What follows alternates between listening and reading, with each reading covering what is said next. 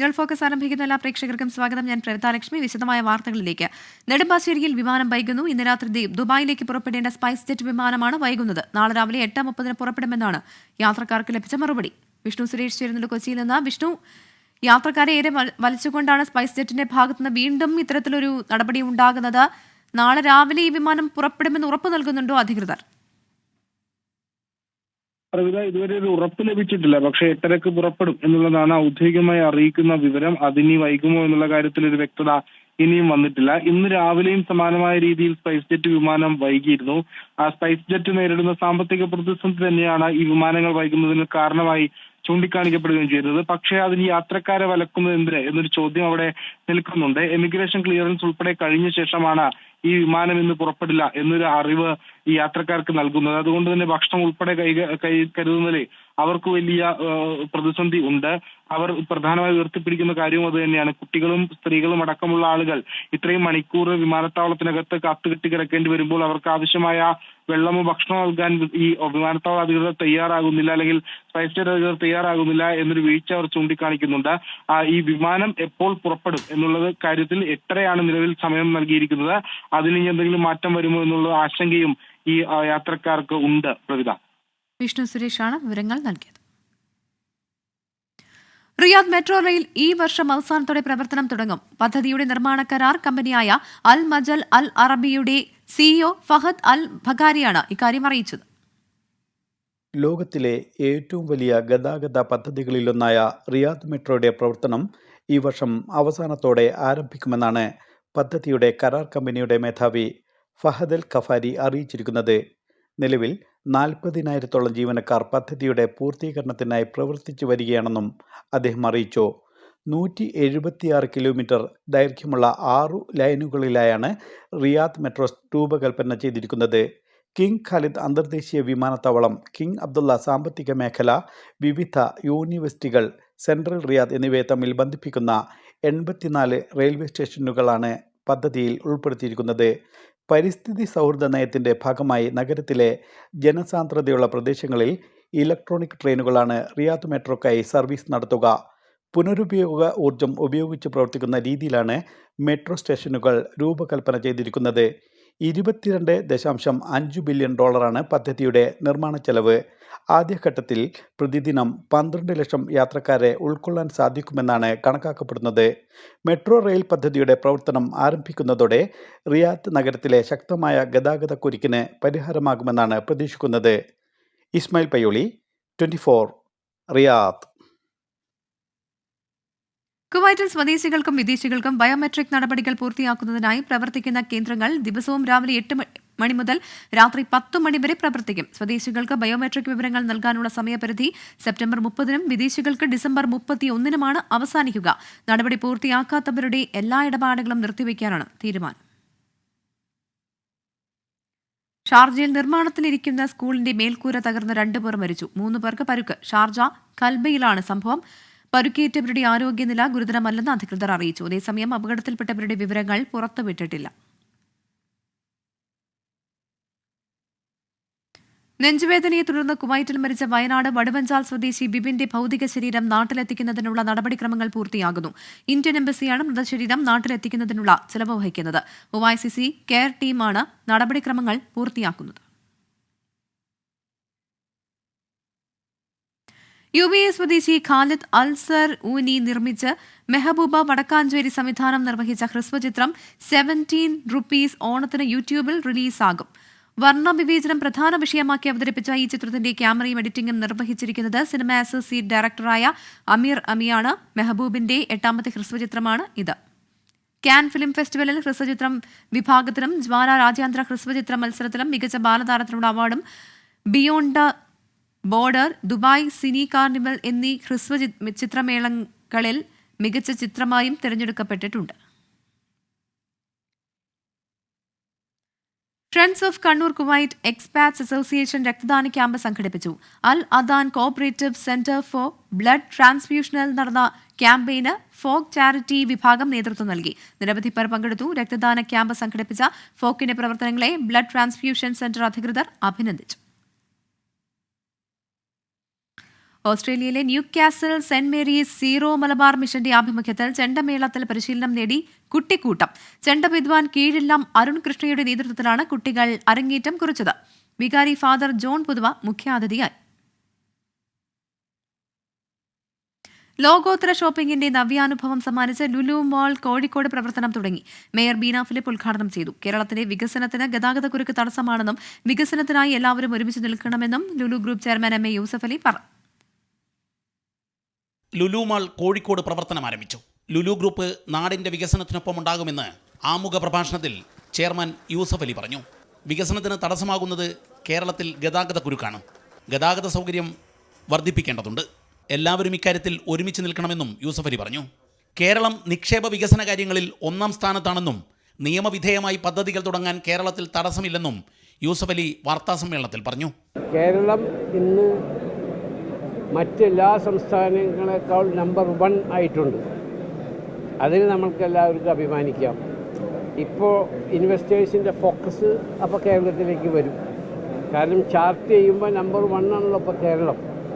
നിങ്ങൾക്കെല്ലാവരും പത്രത്തിൽ നിന്നും മനസ്സിലായിട്ടുണ്ടാവും കേരളം നമ്പർ 1 ആണ്. ഞാൻ രാഷ്ട്രീയമല്ല പറയുന്നത്. ഗതാഗതക്കുരുക്കിന് കാരണം വാഹന പെരുപ്പമാണെന്നും ഇത് പരിഹരിക്കാൻ പുതിയ റോഡുകൾക്കും പാലങ്ങൾക്കും സർക്കാർ അംഗീകാരം നൽകിയെന്നും മന്ത്രി മുഹമ്മദ് റിയാസ് പറഞ്ഞു. സ്ഥലം ഏറ്റെടുക്കലാണ് പ്രധാന പ്രശ്നം. ഇക്കാര്യത്തിൽ രാഷ്ട്രീയ നേതാക്കളെല്ലാം ഒരുമിച്ച് നിൽക്കണമെന്നും മന്ത്രി റിയാസ് പറഞ്ഞു. ലുലു മാൾ വന്നാലും ഇല്ലെങ്കിലും നാം നേരിടുന്ന ഒരു പ്രശ്നമാണ് ഗതാഗതക്കുരുക്ക്. ഇന്ത്യയിൽ ഏറ്റവും അധികം ജനസാന്ദ്രതയുള്ള സംസ്ഥാനം നമ്മുടെ കേരളമാണ്. ദേശീയ ശരാശരിയേക്കാൾ 3 ഇരട്ടിയാണ്. ഒരു സ്ക്വയർ കിലോമീറ്ററിൽ 885 മനുഷ്യർ ജീവിക്കുന്ന സംസ്ഥാനമാണ് കേരളം. ദേശീയ ശരാശരിയുടെ 3 ഇരട്ടിയാണ്. വാഹനപ്പെരുപ്പമാണെങ്കിൽ അതും ഇന്ത്യയിൽ ഏറ്റവും അധികമുള്ള സംസ്ഥാനങ്ങളിലൊന്നാണ് കേരളം. സ്വാഭാവികമായും ലുലു മാൾ വരുന്നതോടുകൂടി ഈ പ്രദേശങ്ങളിലാകെ ഗതാഗതക്കുരുക്കൊരു പ്രശ്നമായി ഭാവിയിൽ മാറും എന്ന കാര്യം പൊതുവെ ചർച്ച ചെയ്യപ്പെടുന്നുണ്ട്.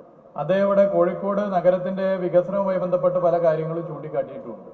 മേയർ ബീന ഫിലിപ്പ്, MLA-മാരായ PK കുഞ്ഞാലിക്കുട്ടി, അഹമ്മദ് ദേവർകോവിൽ, തോട്ടത്തിൽ രവീന്ദ്രൻ, BJP സംസ്ഥാന പ്രസിഡന്റ് K സുരേന്ദ്രൻ തുടങ്ങിയവർ ചടങ്ങിൽ പങ്കെടുത്തു.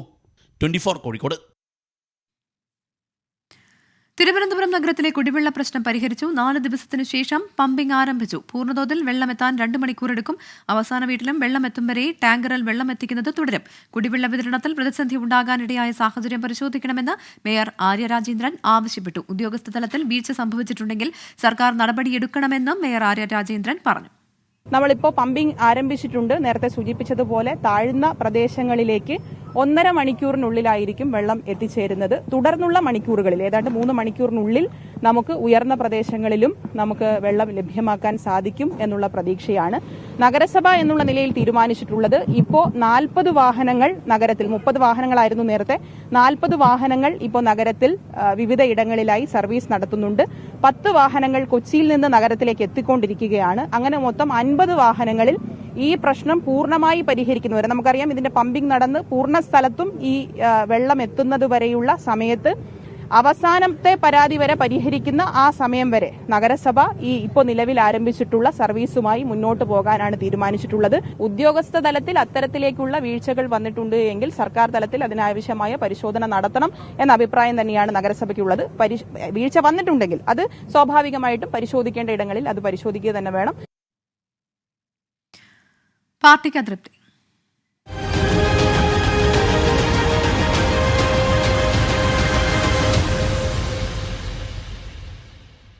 ADGP ഉൾപ്പെട്ട കൂടിക്കാഴ്ച വിവാദത്തിൽ സർക്കാർ നിലപാട് വ്യക്തമാക്കണമെന്ന ആവശ്യത്തിലേക്ക് CPIM എത്തി. MR അജിത് കുമാർ RSS നേതാക്കളുമായി നിരന്തരം കൂടിക്കാഴ്ച നടത്തിയ സാഹചര്യത്തിലാണ് ഇനി സർക്കാരിനെ ന്യായീകരിക്കാനില്ലെന്ന പാർട്ടിയുടെ നിലപാട്.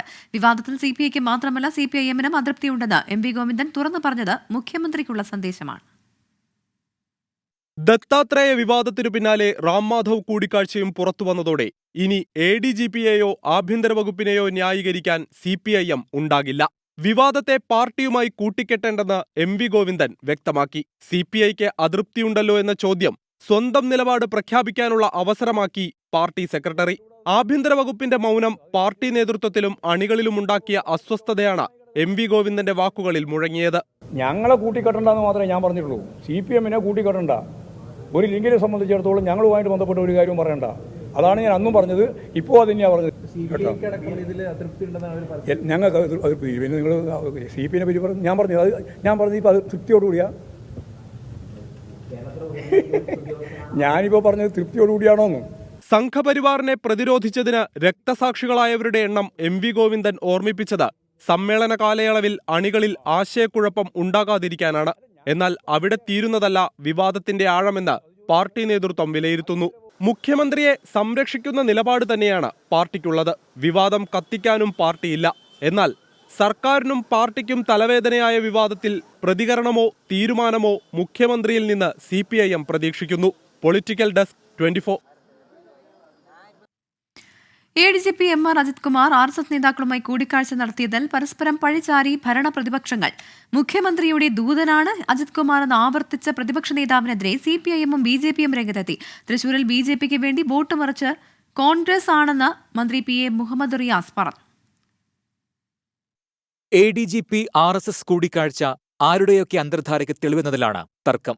CPIM BJP ഒത്തുകളി എന്ന ആരോപണത്തിൽ UDF ഒറ്റക്കെട്ടാണ്. MR Ajith Kumar RSS നേതാക്കളെ കണ്ടത് മുഖ്യമന്ത്രിക്ക് വേണ്ടിയാണെന്ന് VD സതീശൻ ആവർത്തിച്ചു.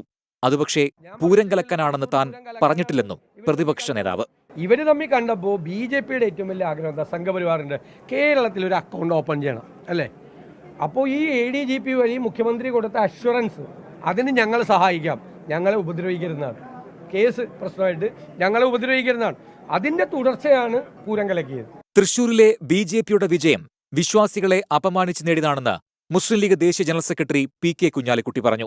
CPIM-ഉം BJP-യും ജനങ്ങളെ പറ്റിക്കുകയാണെന്നും കുഞ്ഞാലിക്കുട്ടി കുറ്റപ്പെടുത്തി. തൃശ്ശൂരിൽ ഉണ്ടായ വിജയം വരെ കുളം കലക്കി പൂരം കലക്കി നേടിയതാണ്. കുളം കലക്കി മീൻ പിടിക്കാന്ന് കേട്ടിട്ടേ ഉള്ളൂ. ഇപ്പോൾ ഇത് പൂരം കലക്കി നേടിയ വിജയമാണ് എന്നാ വരുന്നത്. സഖ്യകക്ഷിയായ CPI-യെ വിശ്വാസത്തിലെടുക്കാൻ കഴിഞ്ഞിട്ടില്ലെങ്കിലും വിവാദം VD സതീശനിലേക്ക് തിരിച്ചുവിടുകയാണ് CPIM. തൃശൂരിലെ കോൺഗ്രസിന്റെ വോട്ട് ചോർച്ച ചൂണ്ടിക്കാട്ടിയാണ് മന്ത്രി PA മുഹമ്മദ് റിയാസിന്റെ പ്രതിരോധം. തൃശ്ശൂർ ലോക്സഭാ തെരഞ്ഞെടുപ്പിൽ എങ്ങനെ BJP ജയിച്ചു? ആരുടെ വോട്ടാണ് കുറഞ്ഞത്? ഏത് പാർട്ടിയിലാണ് അതിന്റെ ഭാഗമായി ആഭ്യന്തര പ്രശ്നമുണ്ടായത്? ഏത് രാഷ്ട്രീയ പാർട്ടിയാണ് ഞങ്ങളുടെ പാർട്ടിയിലെ ഇന്ന നേതാക്കന്മാർ BJP-ക്ക് വോട്ട് മറിച്ചു എന്ന് പറഞ്ഞ് പാർട്ടി ഓഫീസിൽ ഉൾപ്പെടെ സംഘർഷ സ്ഥിതിയിലേക്ക് എത്തിയത്? MR അജിത് കുമാർ രാഹുൽ ഗാന്ധിയെയും കുഞ്ഞാലിക്കുട്ടിയെയും കണ്ടിട്ടുണ്ടെന്നും VD സതീശന്റെ അടുത്തയാളാണെന്നും BJP സംസ്ഥാന അധ്യക്ഷൻ K സുരേന്ദ്രൻ. പൂരം കലക്കിയല്ല തൃശൂരിൽ BJP ജയിച്ചതെന്നും K സുരേന്ദ്രൻ പറഞ്ഞു. News desk 24. തിരുവനന്തപുരം വർക്കലയിൽ സഹോദരങ്ങൾ തമ്മിലുള്ള വഴക്കിനിടെ ഒരാൾ മരിച്ചു. വർക്കല കാറാത്തല സ്വദേശി അജിത്താണ് മരിച്ചത്. സഹോദരൻ അനീഷിനെ പോലീസ് അറസ്റ്റ് ചെയ്തു. സലിം മാലിക് തിരുവനന്തപുരത്ത്. സലിം, എന്താണ് സംഭവിച്ചത്? ഇന്ന് രാത്രി 9:30യോടെയായിരുന്നു ഈ സംഭവം ഉണ്ടായത്. ഈ സഹോദരങ്ങൾ തമ്മിലുള്ള വഴക്കിനിടെ ജ്യേഷ്ഠനാണ് കൊല്ലപ്പെട്ടത്. 2017 ഒരു കൊലപാതക കേസിലെ പ്രതി കൂടിയാണ് മരിച്ച അജിത്ത്. ഈ കേസിന്റെ വിചാരണ അന്തിമഘട്ടത്തിലാണ്. ആ കേസിൽ അജിത്തിന് ശിക്ഷ ലഭിക്കുമെന്നുള്ള കാര്യങ്ങൾ പറഞ്ഞുള്ള സംസാരമായിരുന്നു വളരെ വേഗത്തിൽ തർക്കത്തിലേക്ക് എത്തിയത്. അതിനുശേഷം ഇരുവരും തമ്മിൽ മർദ്ദനമായി. നിലത്ത് വീണ അജിത്തിന്റെ മുഖത്തും തലയിലും ആഴത്തിൽ മുറിവേറ്റു. തല തറയിലിടിച്ചതിനാൽ ശക്തമായി തലയോട്ടിക്കുൾപ്പെടെ പൊട്ടൽ സംഭവിച്ചിട്ടുണ്ട്. അങ്ങനെയാണ് മരണകാരണമെന്നാണ് പ്രാഥമികമായ വിവരം. വർക്കല താലൂക്ക് ആശുപത്രിയിലേക്ക് പ്രവേശിപ്പിച്ചെങ്കിലും അപ്പോൾ തന്നെ മരിച്ചു. പിന്നീട് സ്ഥലത്തെത്തിയ പോലീസ്, വർക്കല പോലീസാണ് അനീഷിനെ അറസ്റ്റ് ചെയ്തത്. പ്രവിത, സലിം മാലിക്കാണ് വിവരങ്ങൾ നൽകിയത്. തിരുവനന്തപുരം വിമാനത്താവളത്തിലെ ഗ്രൗണ്ട് ഹാൻഡ്ലിംഗ് ജീവനക്കാരുടെ പണിമുടക്ക് അവസാനിപ്പിച്ചു. ജീവനക്കാർ മുന്നോട്ട് വെച്ച മുഴുവൻ ആവശ്യങ്ങളും അംഗീകരിച്ചു. തിരുവനന്തപുരം ചേംബർ ഓഫ് കൊമേഴ്സിന്റെ ഇടപെടലിനെ തുടർന്നാണ് സമരം അവസാനിപ്പിച്ചത്. നീണ്ട 16 മണിക്കൂറുകൾക്ക് ശേഷമാണ് തിരുവനന്തപുരം വിമാനത്താവളത്തിലെ ഗ്രൗണ്ട് ഹാൻഡ്ലിംഗ് ജീവനക്കാരുടെ സമരം അവസാനിപ്പിച്ചത്. ശമ്പള വർധന ഉൾപ്പെടെ ജീവനക്കാർ മുന്നോട്ട് വെച്ച മുഴുവൻ ആവശ്യങ്ങളും റീജിയണൽ ലേബർ കമ്മീഷണറുടെ നേതൃത്വത്തിൽ ചേർന്ന യോഗത്തിൽ അംഗീകരിച്ചു. തൊഴിലാളി സംഘടനാ നേതാക്കളും എയർ ഇന്ത്യ സാറ്റ് അധികൃതരും പങ്കെടുത്ത യോഗത്തിലാണ് തീരുമാനം. തിരുവനന്തപുരം ചേംബർ ഓഫ് കൊമേഴ്സിന്റെ ഇടപെടലിനെ തുടർന്നാണ് സമരം അവസാനിപ്പിച്ചത്. ജീവനക്കാരുടെ ബോണസ് 1000 രൂപ വർദ്ധിപ്പിച്ച് 18,000 രൂപയാക്കി. തൊഴിലാളികളുടെ ശമ്പളം 2100 രൂപ വർദ്ധിപ്പിച്ചു. പുഷ്ബാക്ക് ജീവനക്കാരുടെ ശമ്പള വർധനവിലും അനുകൂല തീരുമാനമുണ്ടായി. ഹൈലി സ്കിൽഡായ ഒരു വിഭാഗത്തിൻ്റെ വേതന കാര്യത്തിൽ ചർച്ചയ്ക്ക് മാനേജ്മെൻറ്റ് തയ്യാറായിരുന്നില്ല എന്നതായിരുന്നു പ്രശ്നം. റീജിയണൽ ലേബർ കമ്മീഷണർ തയ്യാറാക്കിയ മിനിറ്റിൽ യൂണിയനുകളും മാനേജ്മെൻറ്റും ലേബർ കമ്മീഷണർ ഒപ്പിട്ടു. അത്തരത്തിൽ സമരം നമ്മൾ അവിടെ വച്ച് പിൻവലിച്ചതായി അവരെ അറിയിക്കുകയും ഇവിടെ ഇപ്പം പബ്ലിക്കായി നമ്മളത് ഡിക്ലെയർ ചെയ്യുകയും ചെയ്തു. സമരം അവസാനിപ്പിച്ച ജീവനക്കാർ അടുത്ത ഷിഫ്റ്റുകളിൽ തന്നെ ജോലിയിൽ പ്രവേശിപ്പിച്ചു. നിലവിൽ വിമാനത്താവളത്തിലെ കാർഗോ വിനിമയം ഉൾപ്പെടെയുള്ള കാര്യങ്ങൾ സാധാരണ നിലയിലാണ്. ജീവനക്കാരുടെ അപ്രതീക്ഷിത സമരം സർവീസുകളും കാർഗോ നീക്കവും താളം തെറ്റിച്ചു. വിമാനത്തിൽ നിന്ന് വേഗത്തിൽ പുറത്തിറങ്ങാനാകാതെയും ലഗേജ് ലഭിക്കാതെയും കുട്ടികളും ഗർഭിണികളും അടക്കമുള്ളവർ വലിയ ബുദ്ധിമുട്ടാണ് നേരിട്ടത്. 24 തിരുവനന്തപുരം. തിരുവനന്തപുരം നഗരത്തിലെ കുടിവെള്ള പ്രതിസന്ധിക്ക് പരിഹാരം. പമ്പിങ്ങിൽ ലീക്കേജ് ഇല്ലെന്നാണ് പ്രാഥമിക നിഗമനം. ആറ്റുകാൽ, ഐരാണിമുട്ടം തുടങ്ങിയ സ്ഥലങ്ങളിൽ വെള്ളം എത്തി തുടങ്ങി. രാവിലെയോടെ പൂർണ്ണതോതിൽ വെള്ളം എത്തിക്കാൻ കഴിയുമെന്നാണ് പ്രതീക്ഷ. സലിം മാലിക് ഒരിക്കൽ കൂടി ചേർന്നു തിരുവനന്തപുരത്ത് നിന്ന്. സലിം, ഇപ്പോൾ ഏതൊക്കെ പ്രദേശങ്ങളിൽ വെള്ളം എത്തി തുടങ്ങിയിട്ടുണ്ട്? 4 ദിവസത്തെ വലിയ പ്രതിസന്ധിക്കൊടുവിൽ തിരുവനന്തപുരത്തിന്റെ താഴ്ന്ന പ്രദേശങ്ങളിലേക്ക് വെള്ളം എത്തി തുടങ്ങി എന്നുള്ളതാണ് നമുക്ക് ലഭിക്കുന്ന വിവരം. നിലവിൽ വെള്ളം എത്തിയെന്ന് ഉറപ്പാക്കിയത് ആറ്റുകാൽ, ഐരാണിമുട്ടം എന്നീ സ്ഥലങ്ങളിലാണ്. ഈ 2 സ്ഥലങ്ങളും താഴ്ന്ന പ്രദേശമാണ്. താഴ്ന്ന പ്രദേശത്ത് ഈ ിന്റെ മറ്റ് ക്രമീകരണങ്ങളെല്ലാം പൂർത്തിയാക്കി 1.5 മണിക്കൂറിനുള്ളിൽ തന്നെ വെള്ളം എത്തുമെന്ന് നേരത്തെ അറിയിച്ചതാണ്. ആ സ്ഥലങ്ങളിൽ ആ നിലയിൽ തന്നെ വെള്ളം എത്തി തുടങ്ങിയെന്നാണ് നമ്മൾ മനസ്സിലാക്കുന്നത്. നാളെ രാവിലെയോടുകൂടി തന്നെ പൂർണ്ണ തോതിൽ എല്ലായിടത്തും തിരുവനന്തപുരത്തെ എല്ലാ പ്രദേശങ്ങളിലും വെള്ളം എത്തിക്കാൻ കഴിയുമെന്നൊരു പ്രതീക്ഷയാണ് നിലവിലുള്ളത്. മാത്രമല്ല ലീക്കേജ് ഉണ്ടാകുമോ എന്നുള്ളതായിരുന്നു ഒരു പ്രധാനപ്പെട്ട ആശങ്കയായി നിലനിന്നിരുന്നത്. എന്നാൽ ലീക്കേജ് ഇതുവരെ ഇല്ല എന്നുള്ളതാണ് പ്രാഥമിക നിഗമനം. ചെറിയ തോതിൽ ചില സ്ഥലങ്ങളിൽ നിന്ന് ചെറുതായി വെള്ളം പോകുന്നു. അത് ഈ എയർ സർക്കുലേഷന്റെയും മറ്റ് ബബിളുകളായി പോകുന്നതാണ് എന്നുള്ളതാണ് ഈ വാട്ടർ അതോറിറ്റി തന്നെ അറിയിക്കുകയും ചെയ്യുന്നത്. മുഴുവൻ സ്ഥലങ്ങളിലും നാളെ രാവിലെയോടുകൂടി തന്നെ അതല്ലെങ്കിൽ നാളെ ഉച്ചയ്ക്ക് 12 മണിക്ക് മുൻപ് തന്നെ എല്ലായിടങ്ങളിലും പൂർണ്ണ തോതിൽ വെള്ളം എത്തിക്കാൻ കഴിയുമെന്നുള്ളൊരു പ്രതീക്ഷയാണുള്ളത്. ഏറ്റവും അവസാനത്തെ പരാതി പരിഹരിക്കുന്നത് വരെ നഗരത്തിൽ ഈ ടാങ്കറുകളിൽ കൂടി വെള്ളം എത്തിക്കുന്ന സൗകര്യം ഇപ്പോഴും നഗരസഭയുടെ ഭാഗത്ത് നിന്ന് ഏർപ്പെടുത്തിയിട്ടുണ്ട്. 50 വാഹനങ്ങൾ ആ നിലയിൽ ഏർപ്പെടുത്തിയിട്ടുണ്ടെന്നും അവസാന പരാതി പരിഹരിക്കും വരെ ആ നിലയിൽ തന്നെ തുടരുമെന്നും മേയർ ആര്യ രാജേന്ദ്രൻ നേരത്തെ തന്നെ അറിയിച്ചിട്ടുണ്ട്. എന്തായാലും നഗരപരിധിയിലെ നഗരസഭയിലെ തന്നെ 44 വാർഡുകളിൽ ജലവിതരണം മുടങ്ങിയത് വലിയ പ്രതിസന്ധിയായി തന്നെ നിലനിൽക്കുകയും നഗരവാസികളെ വല്ലാതെ ബുദ്ധിമുട്ടിക്കുകയും ചെയ്തിരുന്നു. അതിനാണ് ആശ്വാസമായിക്കൊണ്ടിരിക്കുന്നത് എന്നാണ് നമുക്ക് ലഭിക്കുന്ന വിവരം. മാത്രമല്ല ഈ കുടിവെള്ള പ്രതിസന്ധിയുടെ പശ്ചാത്തലത്തിൽ നാളെ ഈ വിദ്യാഭ്യാസ സ്ഥാപനങ്ങൾക്ക് തിരുവനന്തപുരം നഗരസഭയിലെ വിദ്യാഭ്യാസ സ്ഥാപനങ്ങൾക്ക് അവധി പ്രഖ്യാപിച്ചിട്ടുണ്ട്. ഓണപരീക്ഷ ഉൾപ്പെടെ മാറ്റിയും വെച്ചിട്ടുണ്ട്. പ്രവിധ, തിരുവനന്തപുരം നഗരത്തിലെ കുടിവെള്ള പ്രതിസന്ധിക്ക് പരിഹാരമായിരിക്കുകയാണ്. വിവരങ്ങളാണ് സലിം മാലിക് നൽകിയത്. മന്ത്രിമാറ്റത്തിൽ സമവായമില്ലാതെ NCP വിഷയം ചർച്ച ചെയ്യാൻ സംസ്ഥാന അധ്യക്ഷൻ PC ചാക്കോ വിളിച്ച നേതൃയോഗം തീരുമാനമാകാതെ പിരിഞ്ഞു. മന്ത്രിപദത്തിൽ കാലാവധി സംബന്ധിച്ച ഉപാധികൾ ഇല്ലെന്ന് മന്ത്രി AK ശശീന്ദ്രൻ പ്രതികരിച്ചു. ഇന്നലെയാണ് തോമസ് കെ തോമസ് MLA മുഖ്യമന്ത്രിയെ കണ്ട് മന്ത്രിമാറ്റത്തിന് ഇടപെടണമെന്ന് അഭ്യർത്ഥിച്ചത്. NCP കത്ത് നൽകിയാൽ പരിഗണിക്കാമെന്നായിരുന്നു മുഖ്യമന്ത്രിയുടെ മറുപടി. പക്ഷേ സംഘടനാ കാര്യങ്ങൾ ചർച്ച ചെയ്യാൻ സംസ്ഥാന അധ്യക്ഷൻ വിളിച്ച ഓൺലൈൻ യോഗത്തിലും തീരുമാനമുണ്ടായില്ല. യോഗത്തിൽ PC ചാക്കോയും ശശീന്ദ്രൻ പക്ഷക്കാരനായ ജനറൽ സെക്രട്ടറി KR രാജനും തമ്മിൽ തർക്കമായി. ശശീന്ദ്രനെ മന്ത്രിസ്ഥാനത്ത് നിന്ന് നീക്കാൻ ചാക്കോ മാന്യതയില്ലാത്ത നീക്കങ്ങൾ നടത്തിയെന്ന് KR രാജൻ ആരോപിച്ചു. ഗാന്ധിയനായിട്ടും രാജന് സങ്കുചിത നിലപാടെന്ന് PC ചാക്കോയും തിരിച്ചടിച്ചു. തുടർന്നാണ് തീരുമാനമെടുക്കാതെ നേതൃയോഗം പിരിഞ്ഞത്. തർക്കം വ്യക്തിപരമായ തലത്തിലേക്ക് കടന്നതോടെ PC ചാക്കോ യോഗം അവസാനിപ്പിക്കുകയായിരുന്നു. അതേസമയം മന്ത്രിമാറ്റത്തെക്കുറിച്ച് ചർച്ചയെ നടന്നിട്ടില്ലെന്നായിരുന്നു AK ശശീന്ദ്രന്റെ പ്രതികരണം. നമ്മുടെ പാർട്ടിയുടെ ഇപ്പോഴത്തെ പ്രസിഡന്റ് സംസ്ഥാന പ്രസിഡന്റ് PC ചാക്കോയാണ്. ഈ പാർട്ടിയിൽ മന്ത്രിസ്ഥാനം മാറുന്നത് സംബന്ധിച്ച ഒരു ചർച്ചയും നടക്കുന്നില്ല എന്ന് അദ്ദേഹം പറഞ്ഞത്. മന്ത്രിമാറ്റത്തിൽ അനുകൂല നിലപാടാണ് ദേശീയ അധ്യക്ഷൻ ശരത് പവാറിനുള്ളത്. പവാറിനെ കാണാൻ തോമസ് കെ തോമസ് MLA ഇന്ന് മുംബൈയിലേക്ക് തിരിക്കും. PC ചാക്കോയും മുംബൈയിലാണുള്ളത്. അന്തിമ തീരുമാനം പവാർ ആയിരിക്കും എടുക്കുക. 24 തിരുവനന്തപുരം.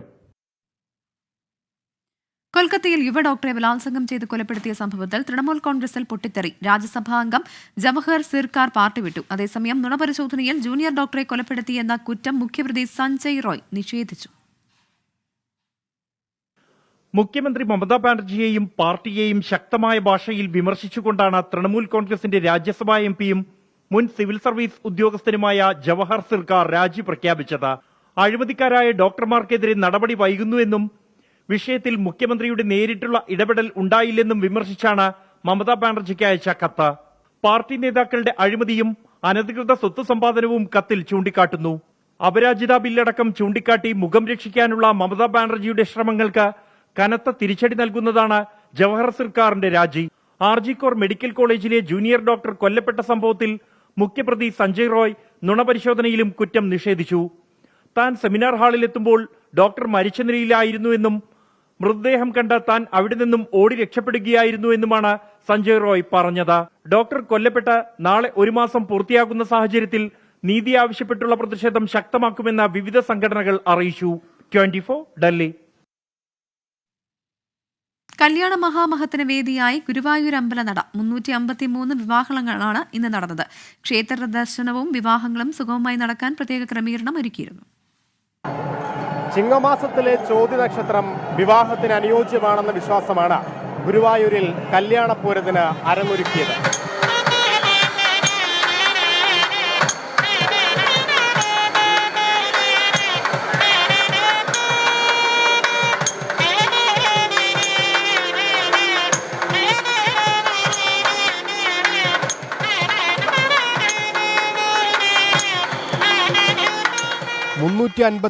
യുവമിഥുനങ്ങളാണ് ഗുരുവായൂരപ്പന് മുന്നിൽ ഇന്ന് വിവാഹിതരായത്.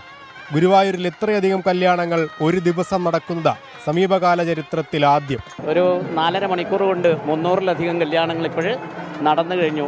ഇനി നാമമാത്രമായിട്ടുള്ള കല്യാണങ്ങൾ മാത്രമേ നടക്കാനുള്ളൂ. ഒരു കൂട്ടായ്മയുടെ വിജയമാണിത്. പുലർച്ചെ 4 മണി മുതൽ വധൂവരന്മാർ മണ്ഡപങ്ങളിലേക്ക് എത്തിത്തുടങ്ങി. കാത്തുനിൽപ്പില്ലാതെ, നീണ്ട മന്ത്രങ്ങളോ ചടങ്ങുകളോ ഇല്ലാതെ 3 മിനിറ്റിൽ താലികെട്ട്.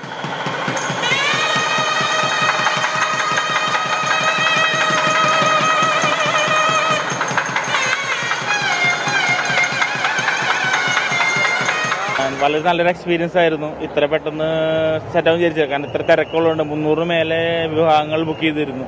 പക്ഷെ ഞാൻ വളരെ പെട്ടെന്ന് എത്താൻ പറ്റി. വളരെ സന്തോഷമാണ്. എൻ്റെ കല്യാണം 5 മണിക്കായിരുന്നു. ഹാപ്പിയാണ്. ഓർത്തതേ ഇല്ല കേട്ടോ. 390-400 പറഞ്ഞു. പക്ഷെ ആളുകൾ ഇവിടെ വന്ന് നമ്മളങ്ങ് പപ്പായിപ്പോയി. വധൂവരന്മാർക്കൊപ്പം ഫോട്ടോഗ്രാഫർമാരടക്കം 24 പേർക്ക് മാത്രമേ മണ്ഡപത്തിന് സമീപത്തേക്ക് പ്രവേശനം അനുവദിച്ചുള്ളൂ. 2 മണ്ഡപങ്ങൾ അധികമായി സജ്ജീകരിച്ചു. ദേവസ്വം സെക്യൂരിറ്റി ജീവനക്കാർക്ക് പുറമെ പോലീസിനെയും സുരക്ഷാ ക്രമീകരണങ്ങൾക്കായി നിയോഗിച്ചിരുന്നു.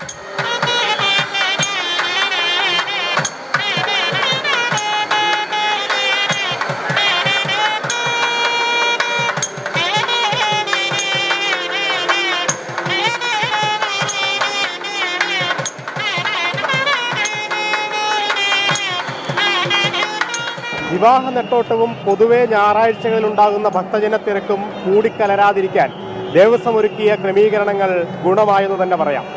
ഗുരുവായൂർ അമ്പലനടയിൽ നിന്നും നന്ദകിഷോറിനൊപ്പം അശ്വിൻ പാലാഴി, 24.